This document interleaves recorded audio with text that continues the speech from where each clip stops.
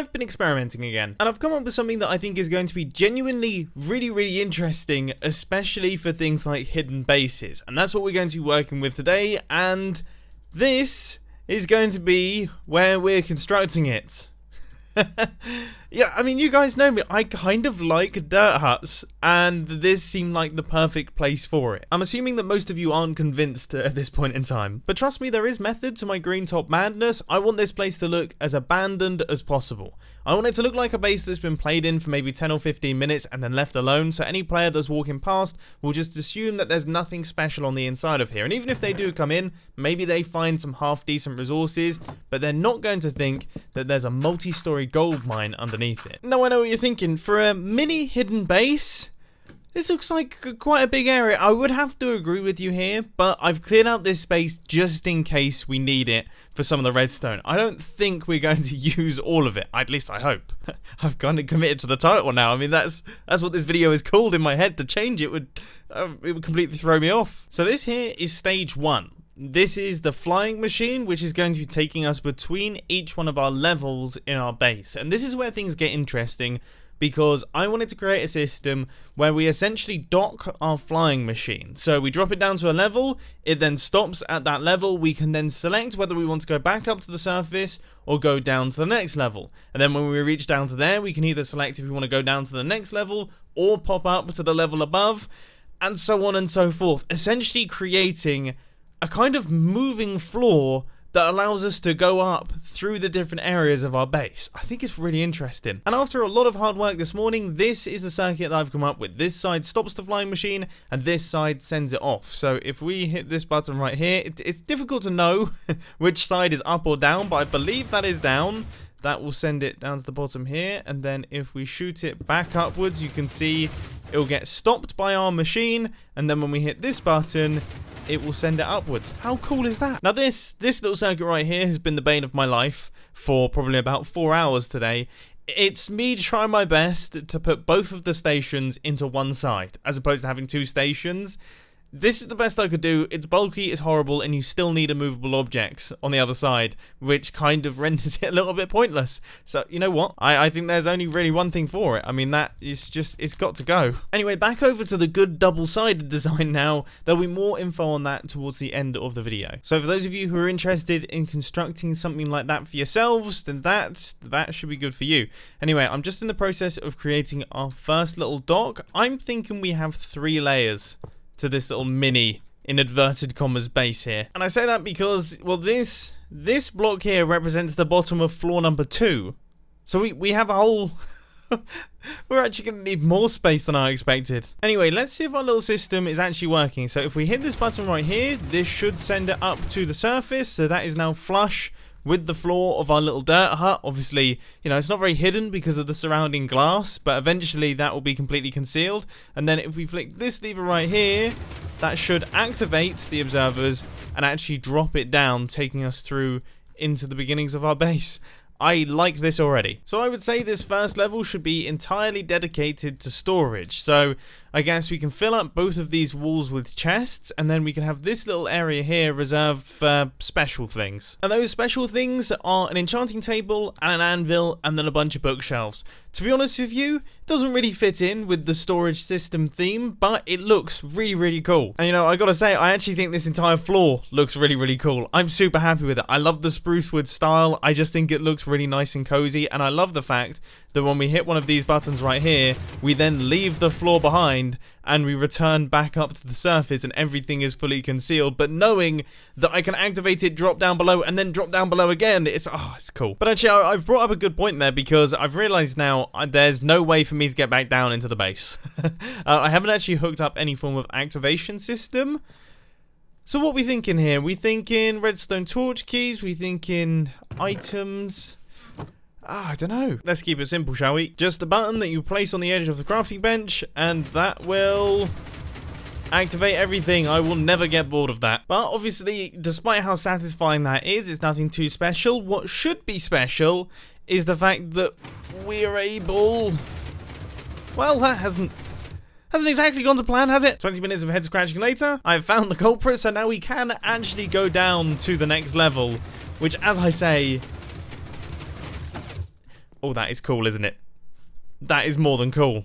And then if we hit this button, we make our way up to the previous layer. I like this a lot. I also like lanterns a lot. I genuinely have never used these before. This is my first time placing them, and they look pretty cool. Anyway, this layer here is going to be dedicated to my villagers. So this is going to be a small little villager trading hall.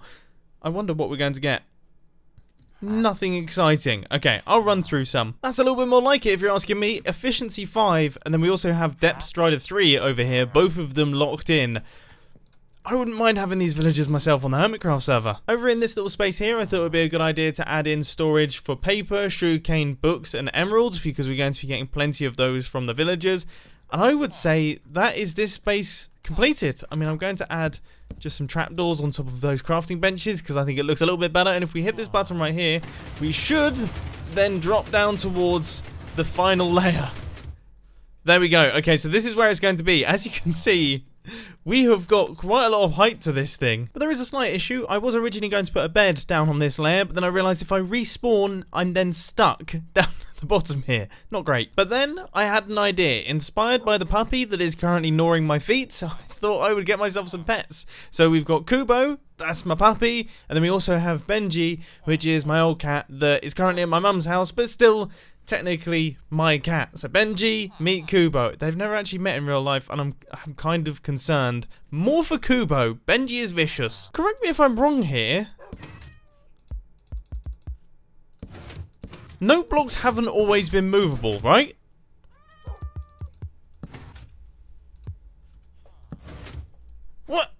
What? That was the sound of my brain just not really knowing what to do with this information. Is that useful? I feel like that could be useful. It's also confusing because it seems to be storing the information of the note block across movements, which means that that's a movable tile entity, no? Which for anyone who's confused as to why I'm excited about this is because chests and furnaces and things are tile entities, and it's always been Minecraft's position that you can't move tile entities. Anyway, my multi-story hidden base has now been fully completed, and we can travel between each layer just fine. So I hit the button right there, we go up to the storage room. I realize now that actually I need to do some villager trading, so let's drop down quickly down there. And now I've just realized that I haven't actually fed my cat, so we need to go down once again. I'm a fan of this. I'm a huge fan of this. It's so satisfying. And of course, once we're done in here, all we have to do is hit this button, and there we go. Everything is flush with the floor. We can just, you know, pop outside. No one would suspect that this is lying underneath. Pretty spectacular, if you're asking me. I'm jumped to bits with this one. Now let's take a look at the actual multi-floor system so that you can see how to build it. So I'm going to start things off by building up our flying machine, which is a fairly simple process. We just need to create a shape a little bit like this one. Then we need to place a sticky piston facing downwards with a slime block right there. And then we need an observer here and an observer here.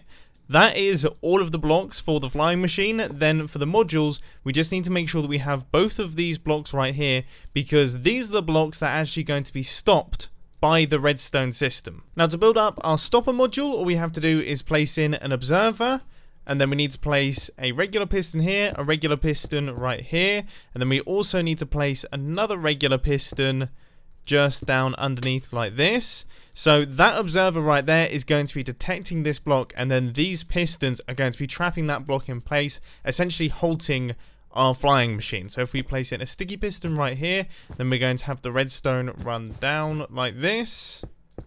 We're going to have a repeater running it across into a block with redstone dust on top.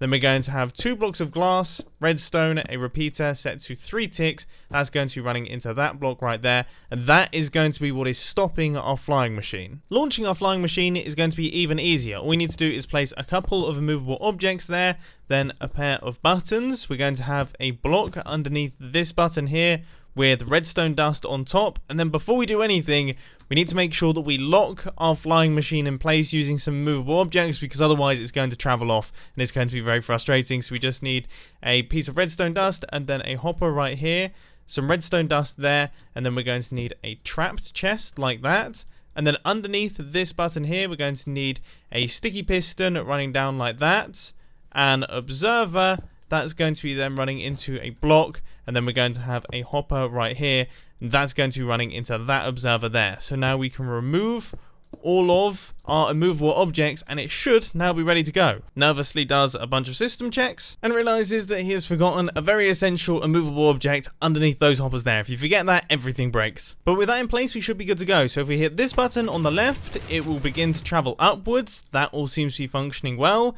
Then if we send it back down to the system, it should all be stopped properly. That looks like it works. And then if we hit this button, it goes downwards to the next layer. That is looking pretty good to me. So if we send this back up, it should also be caught as well. Fingers crossed. Nice. So there we go. That is how you make these little docking stations for your flying machines. But anyway, I think that's all I've got time for today. I hope that you enjoyed the video, and I'll catch you in the next one. See ya. Or not really. I mean, you know, I'm still here. This is kind of like this outro is always like an awkward goodbye, where you say goodbye to someone, but then you're going in the same direction. So then you're like, oh yeah, see you later. And then you're walking alongside them. And it's like, okay, we've got to continue this conversation until I can say goodbye.